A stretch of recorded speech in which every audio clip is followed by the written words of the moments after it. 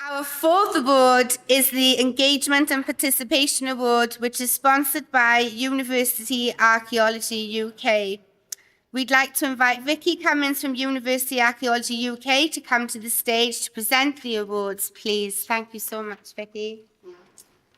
The shortlisted candidates for this award are: welcome to the Scottish Crannog Centre.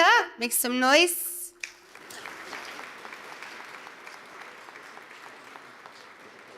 Dig the Castle.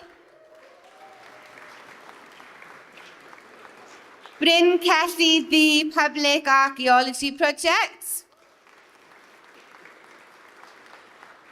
Diving into the archives of the Earl of Abergavenny.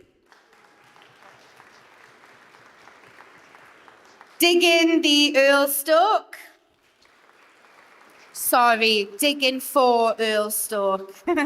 Digging for Earlstoke. Give them another clap just to make sure they know I got it right.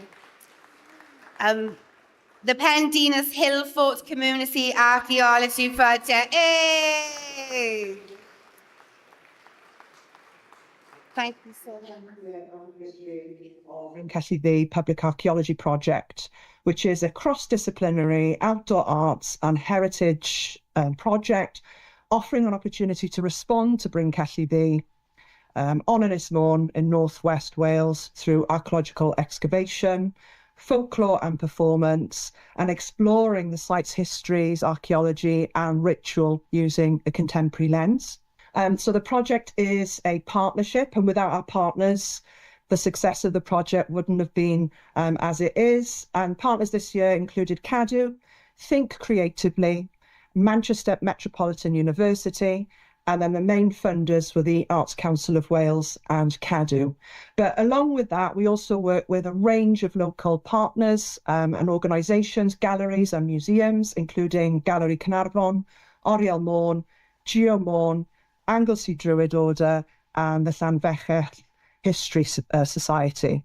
And one of the main benefits was that archaeologists could become artists, and artists could become archaeologists, sharing skills and ways of working across different disciplines. CADU has built trust with the Anglesey Druid Order, who are modern custodians of the site, and by building this trust, respectfully linking with communities who already have relationships with the monument, and then listening and responding to the needs and expectations of these people. We've built a really strong, respectful community who are now personally invested. We recruit on heart, kindness, potential.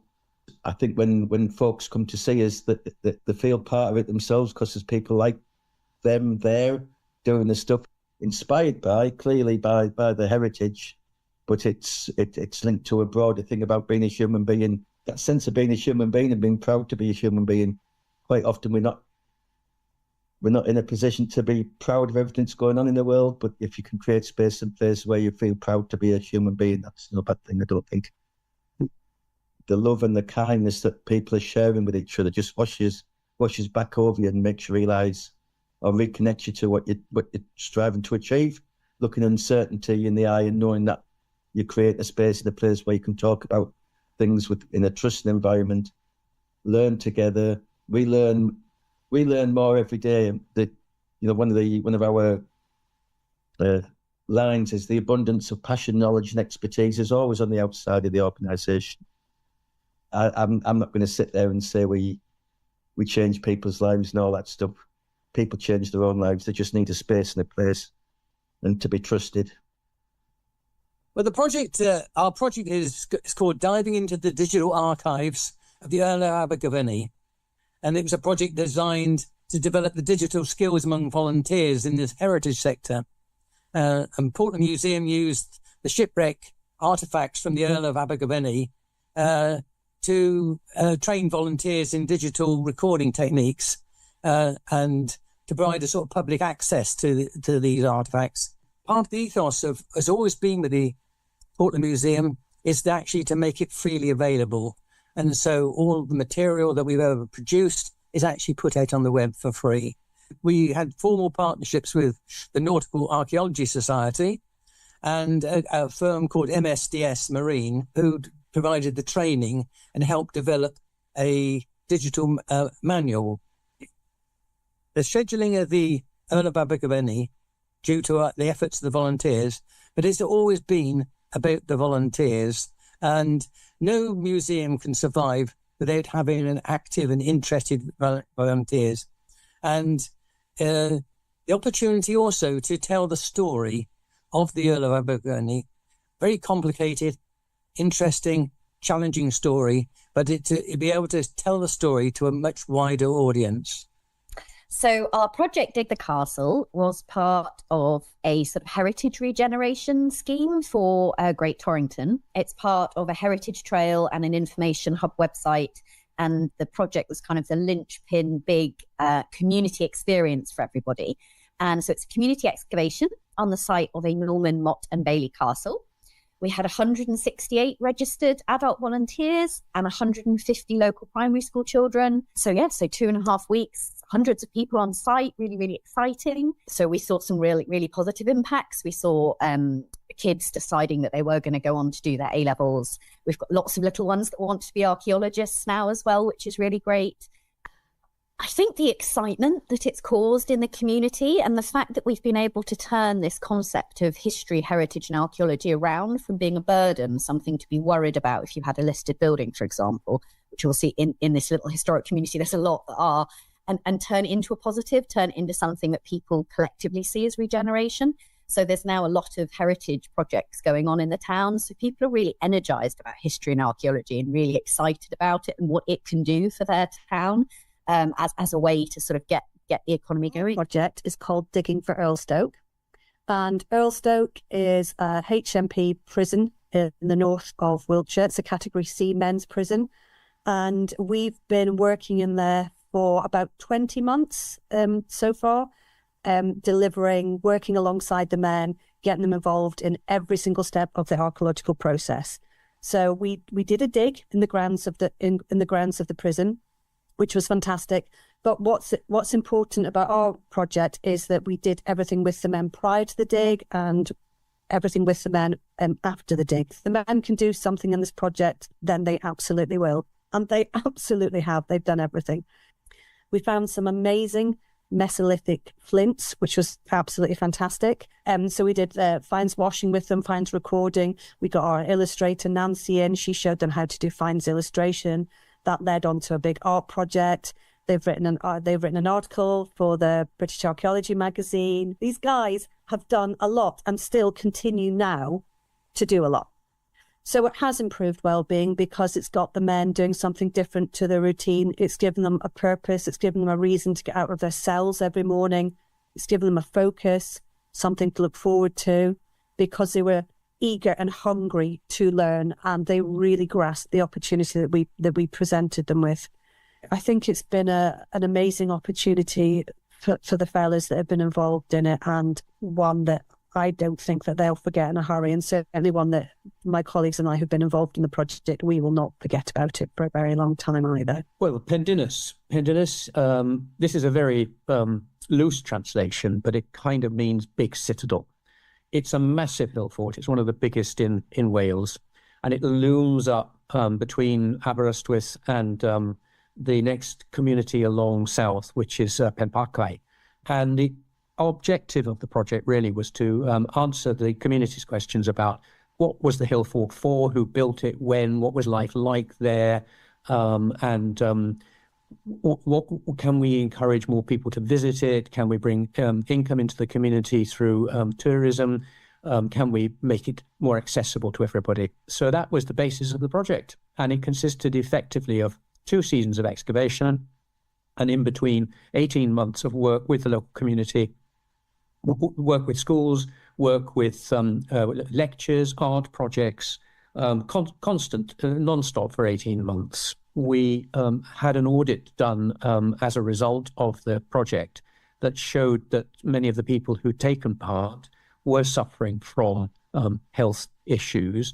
And wonderfully, the audit showed that those people had gained substantially in terms of their happiness and contentment with life. And when they were asked why, we were told that, first of all, it was the companionship, it was the working out in the open air, but most important of all, it was learning new skills, and it was the feeling of contributing, making a worthwhile contribution to a worthwhile project.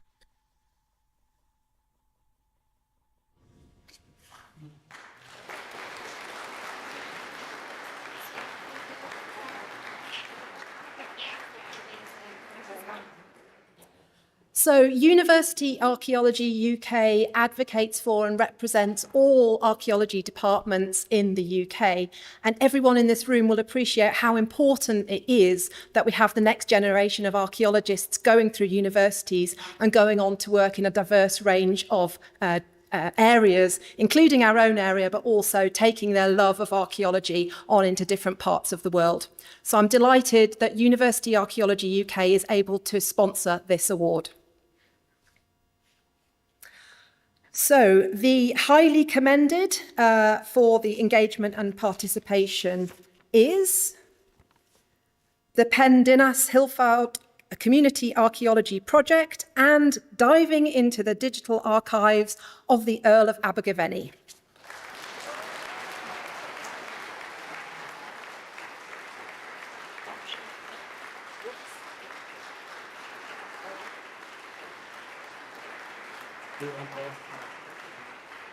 Could you please come up to the stage? Wow!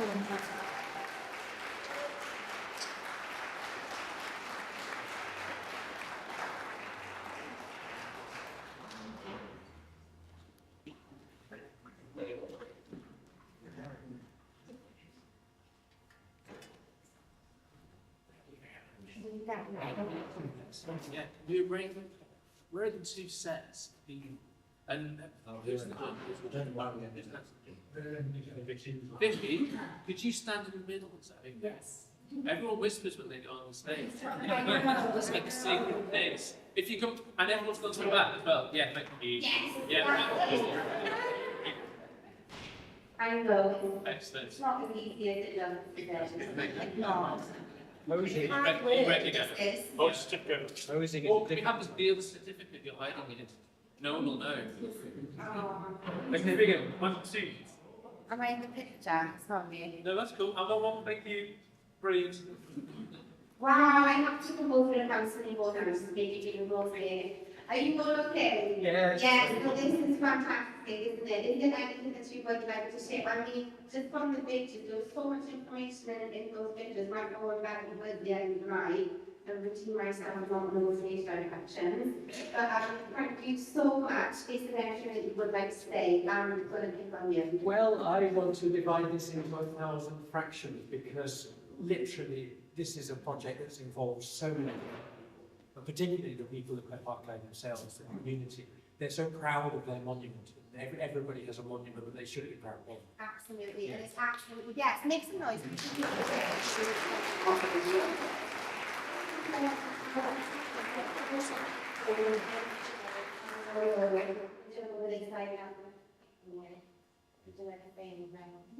like to say thanks to all the volunteers on the project that brought such an exciting story, the story of the other and pushed it over nationally and internationally.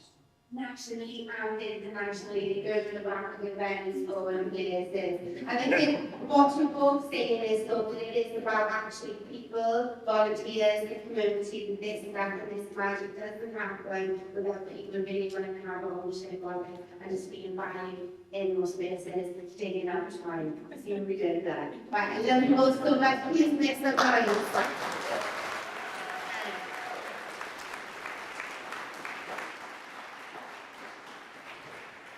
Okay, so if I am correct in how I'm reading this is good. I'm doing okay now. I'm redeeming myself. I'm at least a 6 out of 10, I'm hoping. I'm delighted to announce the winner of the Engagement and Participation Awards. So Vicky's going to do that for you. Vicky's going to do that for me. Well, Vicky, what? So I'm delighted to announce the winner of the 2024 An Engagement and a Participation Award is the Bryn Celli V Public Archaeology Award.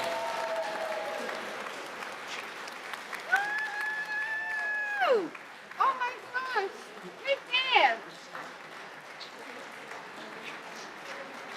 Okay, this is on. This was, they take a photo, don't listen to me a minute. This is, thank you so much. This is so beautiful. This was a fantastic, I'm just losing my bananas a minute. This was a fantastic example of a co-produced project and great efforts were made to engage the participants. It was very well resourced and professionally organised with a range of experiences for participants, which were strongly embedded in the project, with volunteers being heavily involved throughout the creative processes. This is what I wrote down about, I'm not meant to share this till the end, but I'm going to give you a sneak peek. The most fascinating things that you was talking about was the ritual through a contemporary lens, and art is archaeology and archaeology is art. Would you like to say something further on this? Well, I think, art, for me, if you can get people in through art, because people understand art better than archaeology. Wow. Once you get them in for the art part, stick some archaeology in, they're yours. They go like, this is the same thing, absolutely, yeah. We've having talks over dinners going, I might be an archaeologist, like it's all going on. I love it, but the ritual through a contemporary lens is just probably one of my favourite lines I found this week. Sorry, everybody else. Is there anything else that you would like to say? Just thanks to all the groups that participated, the historians, the volunteers, and just all the partners and everything. It's such a magical landscape, and seeing young people really connect and engage with Bryn Celli Ddu through the arts has been a really special experience for the past 10 years. So what is next? Is there next? That's a secret. Ah, this is ritual through a contemporary lens. I cannot wait for it. Can we make some noise? Diolch yn fawr.